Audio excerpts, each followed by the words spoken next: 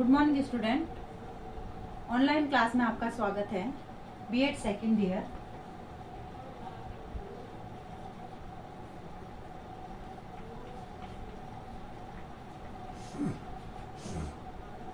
अधिगम हेतु आकलन में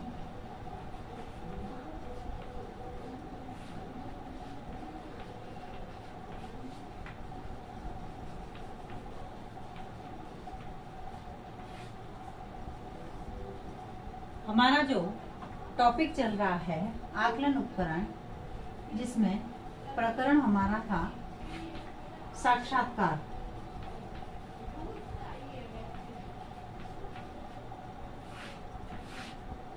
इसमें हमने इसका अर्थ, परिभाषा और इसके प्रकार के बारे में हमने अध्ययन किया।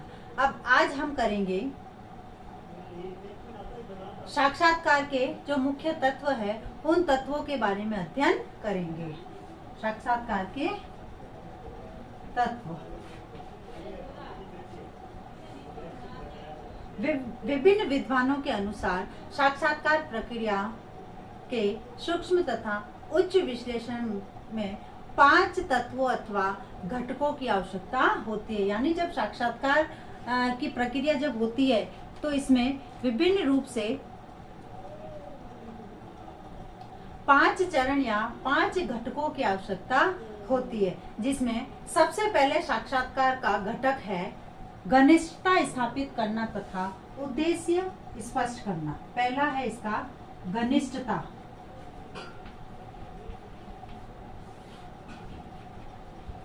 स्थापित करना तथा उद्देश्य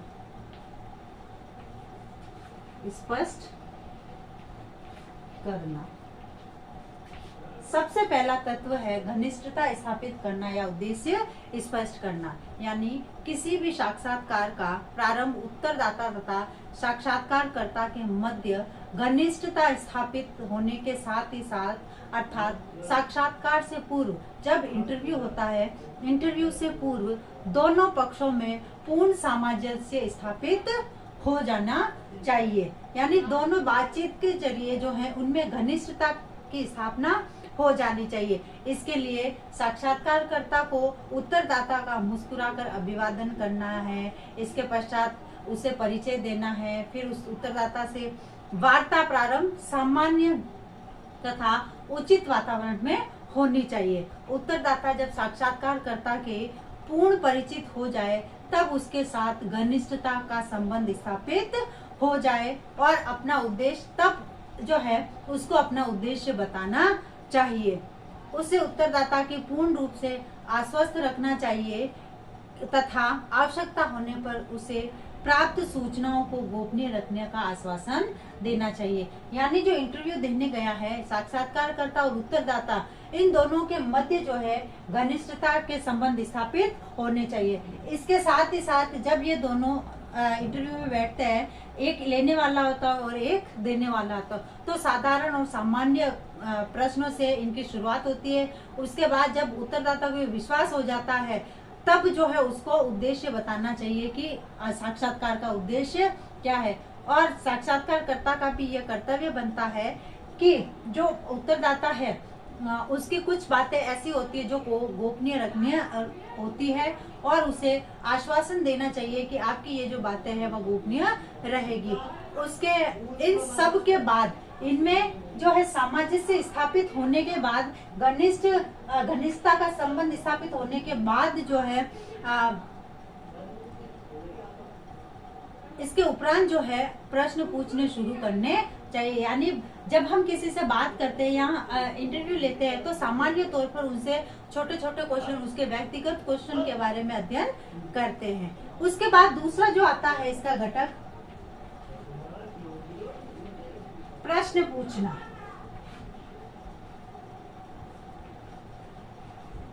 इसमें जो है साक्षात्कार की प्रक्रिया में सूचनाएं उत्तरदाता से प्रश्न पूछकर प्राप्त की जाती है। अब जो है इसमें जो इंटरव्यू लेने बैठा है वह जो उत्तरदाता है उससे प्रश्न पूछकर इंटरव्यू साक्षात्कार का आरंभ करता है। अतः प्रश्नों का निर्माण करते समय अनेक तथ्यों को ध्यान में रखना आवश्यक है। जैसे इसमें प्रश्न जब पूछता है तो उसमें सबसे पहले हमारी जो भाषा है उस भाषा का ध्यान रखा जाता है। यानी भाषा मानव की समस्त प्रतिक्रियाओं को समझने का एक सशक्त माध्यम है कि भाषा के माध्यम से मानव जो है अपनी क्रिया और प्रतिक्रिया दोनों को समझा सकता है। यह जो तथ्य साक्षात्कार पर भी लागू होता है। साक्षात्कारकर्ता को वही भाषा का प्रयोग करना चाहिए जो कि उत्तरदाता पूर्ण तथा उच्च रूप से समझता हो। साक्षात्कारकार यानी इंटरव्यू जो लेने वाला है उनको उत्तरदाता की उम्र, उसकी शिक्षा, सामाजिक आर्थिक स्थिति तथा भौगोलिक स्थिति, उसके विषय में पूर्ण ज्ञान रखना आवश्यक है या रखना चाहिए, जिससे कि जब उत्तरदाता से जब क्वेश्चन किया जाता है या प्रश्न पूछे जाते हैं तो उनकी भाषा ऐसी होनी चाहिए जो कि उनके लिए एक उदाहरण हो सके। जैसे हम किसी से तुम क्या करते हो, तुम कहाँ रहते हो, तेरी शादी कहाँ की गई, या तुम कहाँ से आए हो, इस प्रकार की जब हम भाषा का प्रयोग करते हैं तो यह भाषा गलत भाषा मानी जाएगी।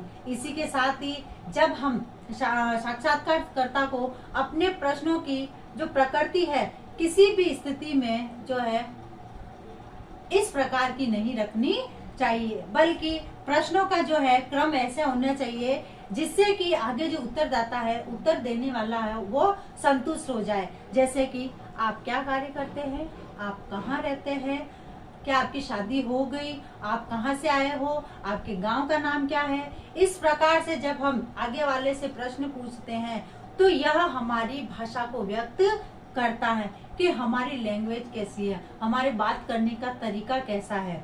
तो इस प्रकार से हमारी भाषा जो है हमारी क्रिया और प्रतिक्रिया दोनों को बताती है। फिर उसके बाद है दूसरा जो है इसमें संक्षिप्तता।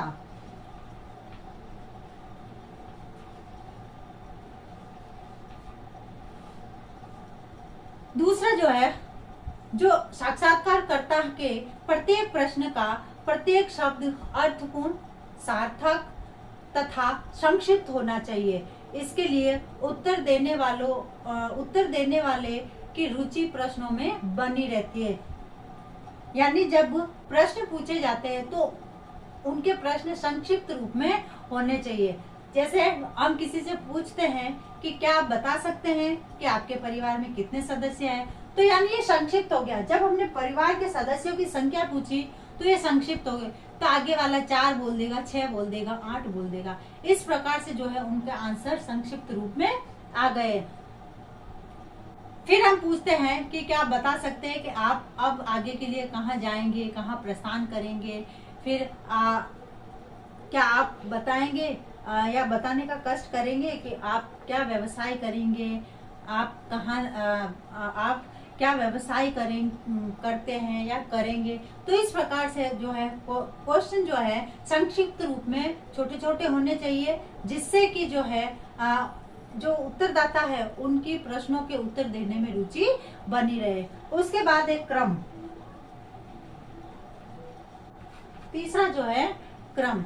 अब जो है एक कुशल साक्षात्कारकर्ता कभी भी प्रश्नों को नहीं दोहराता है, यानी क्रम वाइज उनको एक सीरियल वाइज जो है सीरियल वाइज प्रश्नों को पूछता है।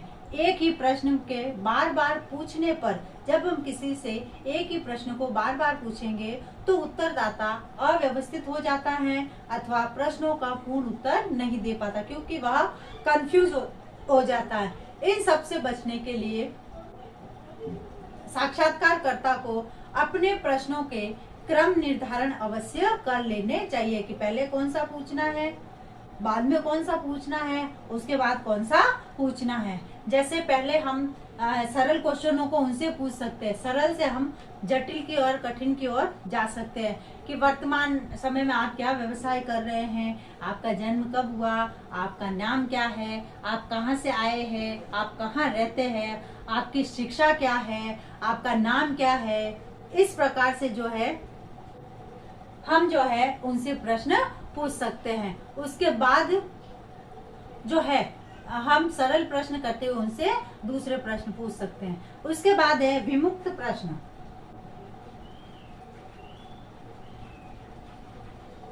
विमुक्त प्रश्न अब जो है इस प्रकार के प्रश्नों में वे प्रश्न है जिसके उत्तर की प्रकृति अथवा उसकी सीमा निर्धारण किया जाता है, वे विमुक्त प्रश्न कहलाते हैं। उत्तर की प्रकृति क्या है और उसका सीमा निर्धारण किया जाता है। इनके माध्यम से सामान्य सूचनाएं प्राप्त होती हैं, जिसमें प्रश्न जिनमें प्राय क्या, कब, कैसे शब्दों का प्रयोग किया जाता है, वे विमुक्त प्रश्न कहलाते हैं। जैसे आपने यदि किसी को गणित सब्जेक्ट दिलवाया है तो क्यों दिलवाया है?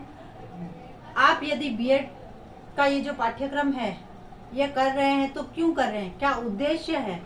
फिर आप शिक्षक बनना क्यों पसंद करेंगे? एमएड के पाठ्यक्रम में किस प्रकार से सुधार करना चाहेंगे? इस प्रकार के जो प्रश्न होते हैं वो विमुक्त प्रश्नों के प्रश्न होते हैं। उसके बाद है संयोजित प्रश्न।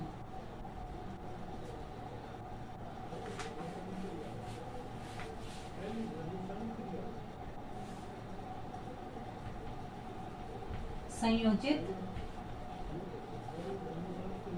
प्रश्न। संयोजित प्रश्न वे प्रश्न होते हैं जिसके अंतर्गत संभावित उत्तरों का पूर्व अनुमान लगाया जा सके, संयोजित प्रश्न कहलाते हैं। इन प्रश्नों के माध्यम से विशिष्ट सूचनाएं अथवा कुछ शब्दों में ही प्राप्त हो जाती है। यानी जो विशिष्ट सूचनाएं हमें प्राप्त करनी है वह कुछ शब्दों में ही प्राप्त हो जाती है। जैसे जिन प्रश्नों में सत्य तथा असत्य, सही या गलत का निर्णय करना होता है, इन प्रश्नों में यानी इन प्रश्नों में उत्तर हाँ या ना में देना होता है। फिर है इन प्रश्नों में किसी एक का चुनाव करना होता है, यानी ऑप्शन दिए जाते हैं, उन ऑप्शन के आधार पर उनको जो है चुनाव करना होता है। जिनमें जिन प्रश्नों में उत्तरदाता प्रत्यक्ष अथवा अप्रत्यक्ष प्रत्यक्ष रूप से उत्तरदाता किसी विशेष उत्तर को देने को कहा जाता है। जैसे हाँ या ना में उत्तर देना, जैसे इस प्रकार के प्रश्न, क्या आप विवाहित है तो यस या नो, क्या आप छात्रावास में रहते हैं, यस या नो, क्या आप बीएड की सूक्ष्म शिक्षण के पक्ष में हैं, फिर क्या आप पूर्व में नकल करते हुए पकड़े गए हैं, क्या आप शिक्षक की पद्धति अधिक पसंद करते हैं। फिर जैसे ऑप्शन के तौर पर 4 ऑप्शन दिए जाते हैं, उन 4 ऑप्शन में से उनको उत्तर देना होता है। तो इस प्रकार के जो होते हैं वह संयोजित प्रश्न होते हैं। उसके बाद है गति, यानी जो ध्यान हमें साक्षात्कारकर्ता को जो साक्षात्कार के समय अपने प्रश्न पूछने की गति पर पूर्ण नियंत्रण होना चाहिए। यानी एक के बाद एक जब वह उत्तर दे देवे तो उस समय उसको दूसरा प्रश्न पूछना चाहिए। विषयों के उत्तर पूर्ण हो जाने के बाद ही दूसरा प्रश्न पूछना चाहिए। फिर है ध्वनि प्रबलता।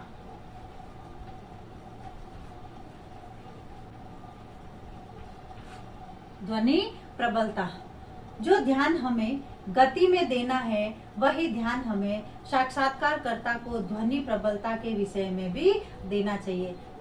ध्वनि की गति कम होगी तो उत्तरदाता सुन नहीं पाएगा, ध्वनि की गति तेज होगी तो उत्तरदाता जो है जल्दी तनाव का अनुभव करने लगता है। यानी हम धीरे बोलेंगे तो वह सुन नहीं पाएगा और यदि हम तेज बोलते हैं तो वह तनाव युक्त रहता है। तो इस प्रकार से हमारी जो बोलने की जो गति है, ध्वनि है, इस प्रकार की होनी चाहिए जिससे कि वह सहज एवं सरल रूप से प्रश्नों का उत्तर दे सके। फिर है अनुबोधन।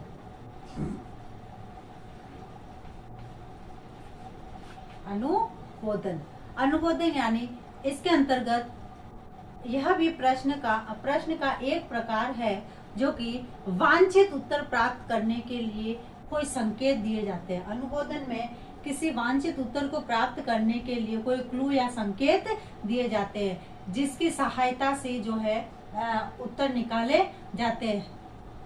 यानी जब उत्तर अपूर्ण होता है तो उस समय उनको संकेत दिए जाते हैं। जब कोई उत्तर प्राप्त नहीं होता है तब उनको उत्तरदाता कहे कि मुझे ये ज्ञात नहीं है, तब हम उसको क्लू दे सकते हैं। तो इस प्रकार से जो है अनुबोधन संबंधी जो प्रश्न है वो पूछे जाते हैं। जैसे राष्ट्रीय खेल क्या है, यदि पता नहीं है तो हम उनको क्लू दे सकते हैं। आप नाश्ते में सुबह क्या खा के आए हैं। फिर कुछ व्यक्ति सुबह नाश्ते में जूस या फल लेते हैं तथा कुछ व्यक्ति अल्पाहार लेते हैं। तो यह प्रश्न हम उनसे पूछ सकते हैं कि आप सुबह क्या लेके आए हैं।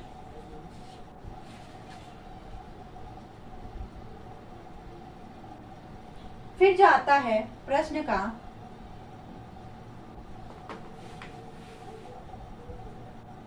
ध्यान पूर्वक सुनना, परिपोष प्राप्त करना तथा देना। ध्यान पूर्वक सुनना और परिपोष प्राप्त करना और देना। यानी साक्षात्कारकर्ता के लिए उत्तरदाता को ध्यान पूर्वक सुनना सबसे अधिक महत्वपूर्ण है। अपने साक्षात्कार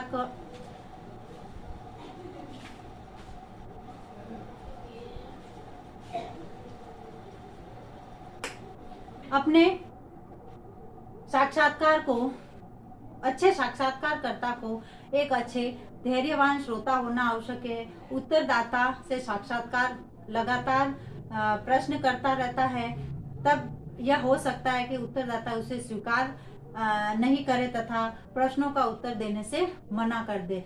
तो ऐसे में उससे बचने के लिए साक्षात्कारकर्ता का यह कर्तव्य होता है कि उत्तरदाता की सभी बातों को ध्यान से सुने, समय समय पर उसके उत्तरों के साथ अपनी सकारात्मक प्रक्रिया यानी एक तरह से फीडबैक देना, अपनी सकारात्मक प्रक्रिया देते रहना, जैसे ठीक है, अच्छा है, सही है, उचित है, इस प्रकार से परिपोष देना। फिर है साक्षात्कारकर्ता का समापन और धन्यवाद। समापन और धन्यवाद। अब जो है साक्षात्कारकर्ता को अपने प्रश्नों के उत्तर प्राप्त हो जाने के उपरांत जब इंटरव्यू समाप्त होता है, समाप्त कर देना चाहिए और उसे यह समापन सभ्यता के साथ करना चाहिए। जैसे तथा उत्तरदाता पूर्ण रूप से धन्यवाद देना चाहिए। मतलब अंत में जो है उत्तरदाता को धन्यवाद देना और उत्तरदाता को ये चाहिए कि हमें महत्वपूर्ण सूचनाएं प्राप्त हुई, आपने हमें यह बहुमूल्य समय प्रदान किया, आशा है कि आप भविष्य में हमारी सहायता करेंगे, इत्यादि प्रकार से जो है उनको संबोधित करना और इंटरव्यू का समापन करते हुए धन्यवाद देना। तो इस प्रकार से साक्षात्कार के तत्व बताए हैं।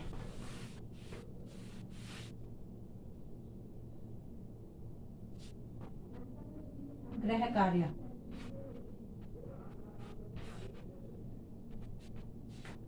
साक्षात्कार के प्रमुख तत्व कौन कौन से है, वर्णन कीजिए। अब एक विशेष बात, जैसे कि हम सभी जानते हैं कि वर्तमान समय में कोरोना जैसी महामारी फैल रही है, इसलिए बी स्ट्रॉन्ग, स्वस्थ रहे, सुरक्षित रहे। धन्यवाद।